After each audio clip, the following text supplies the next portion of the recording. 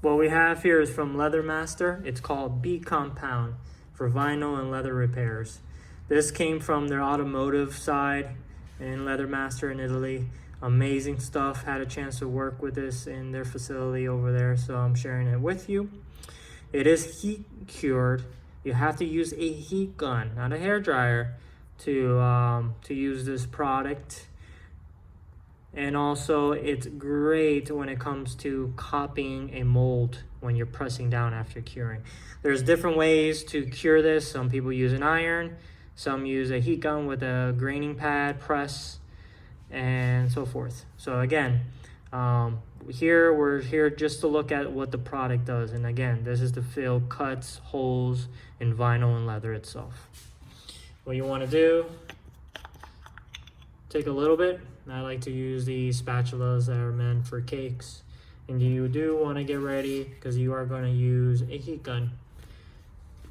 One of the videos before, I was able to show you guys how to use the backing paper, the vinyl leather backing paper from Leathermaster.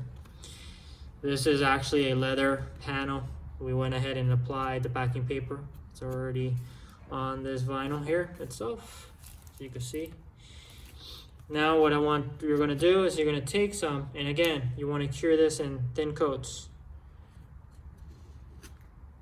Wipe on, wipe off. Remove as much excess that you can, and you're going to build it up. Right now, your focus is to melt these two materials next to each other as one, and that's what the B compound is for. Once you get the grain and it feels smooth to the touch, that's when you're able to go ahead, mix your color, wipe one coat first, and then airbrush the rest to blend. You want to take a graining pad. There's different types out there in the field. You can make your own, or you can buy them pre-made. I carry a different lines. You never know what job you're going to work on. Take your heat gun, put it on high, and it's going to turn shiny. Once it turns shiny, if it's also when it smokes, you're ready to press.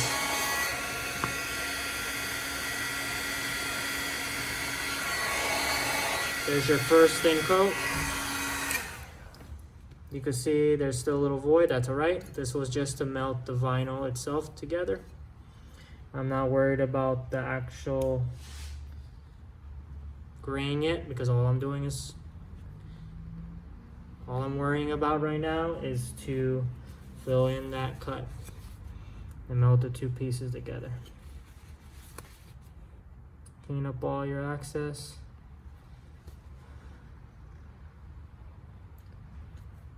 I'm actually doing it on a soft surface so you guys can see how easy it is to work with.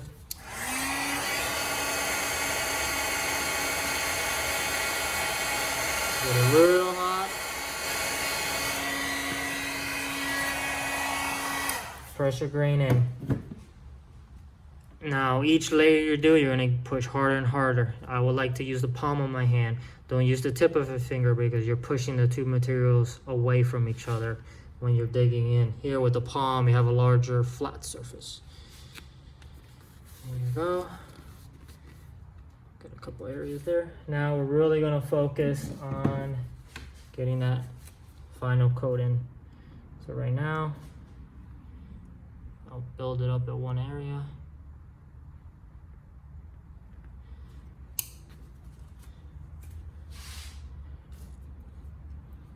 Take your spatula. Just gonna hover.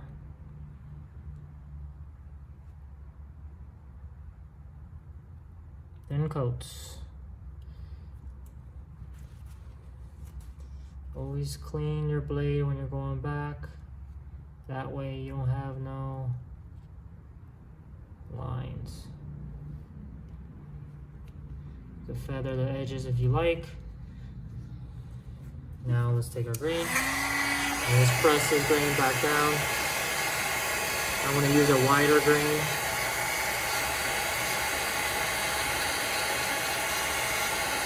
Get it very hot.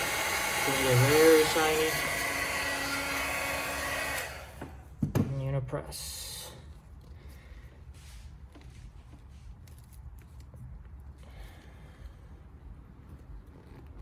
Always keep that pad in the same place.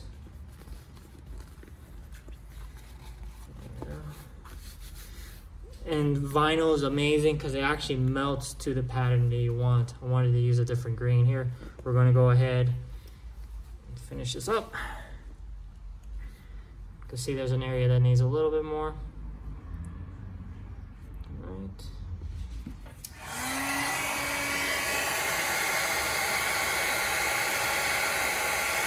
Get that area up. So what's nice about vinyl, you can remelt it. And with the compound, compound B is remeltable, which is amazing. So it's actually going to mold better when you have to, unfortunately, correct your grain.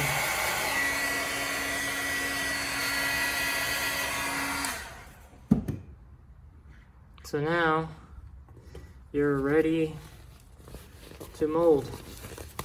It's flexible.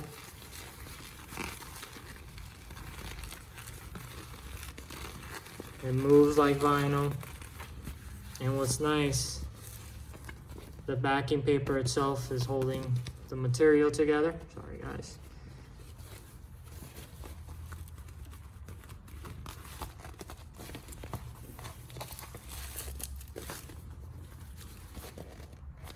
So that's using on vinyl.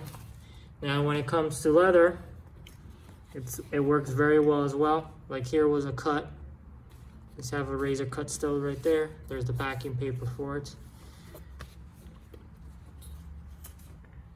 We're gonna go ahead and just fill those little areas of the cut.